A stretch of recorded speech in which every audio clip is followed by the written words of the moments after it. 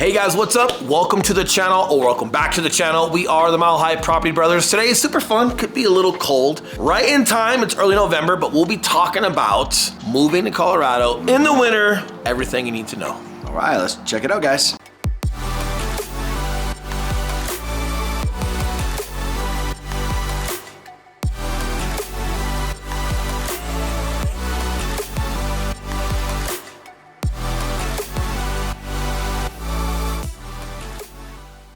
What's up, guys? I'm Eli Schmidt. This is my business partner, Will Grimes, and if it's your first time visiting our channel, welcome.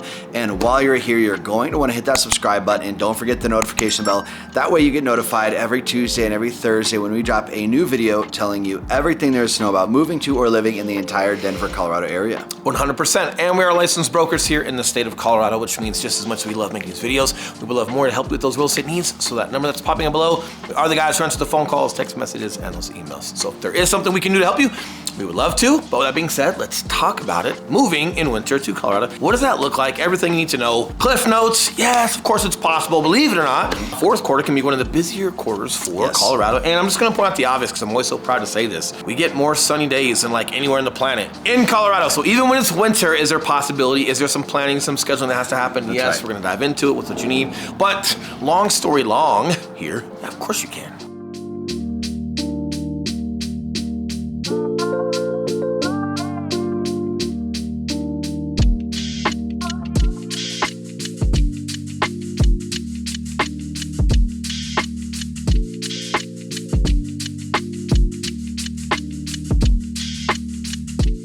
So diving into it, let's start off as far as what does winter look like in Colorado and the Denver area? And then we're gonna shed some insight as to how that coincides with you buying a home. So when Will said fourth quarter is one of our busiest quarters, he is correct. We're usually busier in November, December than we even are in like the summer months and spring months, surprisingly enough, especially considering real estate. Now, a big part of that is because I feel like real winter doesn't really start in Colorado until like January, February, March. November and December are actually pretty mild when it comes to temperatures. It's pretty mild when it comes to snow. And for the most part, people are always in a big rush to get into their home by the holidays or sell their home by the holidays. Correct. And first and foremost, even when we do get those snowstorms, something that's great about Colorado is the infrastructure as far as all of your plow and just road maintenance services. So if we get a snowstorm, not only does the sun come out within a couple of days and it's melted, even when it's not quite out, our road services through the night, the salt that goes on the roads, the plows that handle everything, you could literally have a foot of snow here in Colorado tonight and tomorrow. Your roads might be wet, but they're clear because of all the plows that hit your major byways, highways,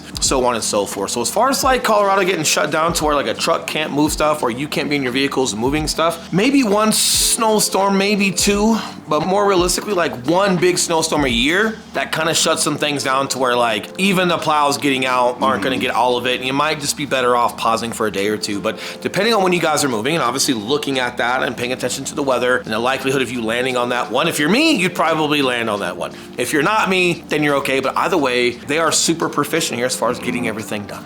Yeah, another factor is really just how active the state is all year long. You know, I think if we were maybe some Midwestern city where it was extremely cold all winter long and there's really not that much to do outside, yes, I think you would see a little bit of more of a downturn in terms of the real estate market. In Colorado, there is so much activity going on here all year round that people's energy, the momentum just always kind of stays high. And if people need to move, they're putting their house on the market and they're making a move. They're doing their thing. And as far as like just the support that you need, whether you're selling a house here and you're moving or you're coming here, we do have a couple of companies that we work with that are movers that are great. And you've also got companies that do like the pods, right? And like those are ever active across the country. Regardless, we've had a lot of great success with that company as far as clients using them. We've had a lot of great success with our movers getting in and getting it done. So either way, if it's your objective or if it's just something that you want to do, probably not a bad idea, because also as far as like some viability right now, there's some great things for you out there. And it wouldn't be a bad idea to take advantage of that and get it done while it's cold, get moved in before the holidays, enjoy that cold weather, and then be ready for early spring and enjoying your house. It's true. And you know, if you're weighing the pros and cons of buying in the winter versus waiting for the springtime, yes, in the springtime there might be a little bit more inventory on the market, but there's also more competition. So, you know, you're kind of looking at 6 in one hand, half dozen in the other, to where really the ultimate decision is, hey, what does just work out best for your personal timing?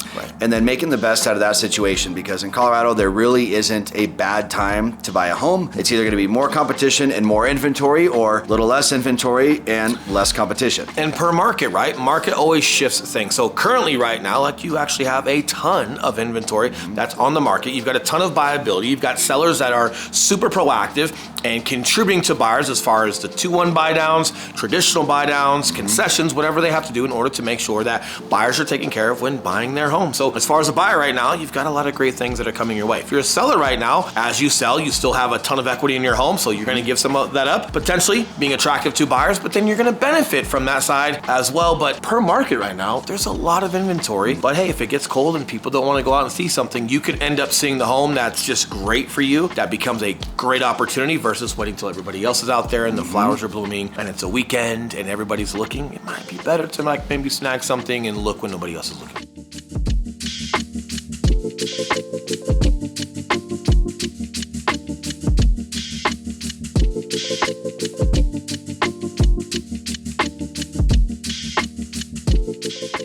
Now, my last point that I want to make here is that as far as what you can expect as far as general trends in the Colorado real estate market, come kickoff of our real estate market is always, like, pun intended, the kickoff. He can't say that because he doesn't watch football. And he's trying to do a football thing right now, and it won't even come out of his mouth because the football gods won't let it.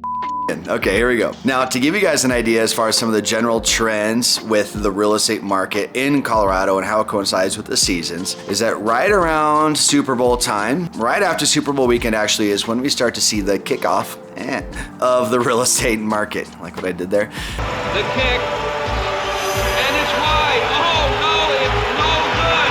Ray Finkel clueless. Yes, exactly like Ray Finkel there. That is very much wintertime still. My perception as far as why that happens is I think everyone has kind of recovered from their credit card debt that they did on the holidays. January does get pretty cold. And then once we're in mid-February, right after the Super Bowl, March and April are right around the corner, springtime's right around the corner, and buyers are kind of getting back in that buyer mentality. Right. They're getting kind of cabin fever. They want to get out there, want to start buying homes. So I would say if there is any slow month for real estate in the wintertime, it's probably just January. A little bit, and you guys have to remember, because we have so many sunny days here in Colorado, spring feels like it's here a lot prior to actually being here. So we get snow all the way up into May. Yep, we do. Snow for a couple days, it's super wet, it's great for snowballs.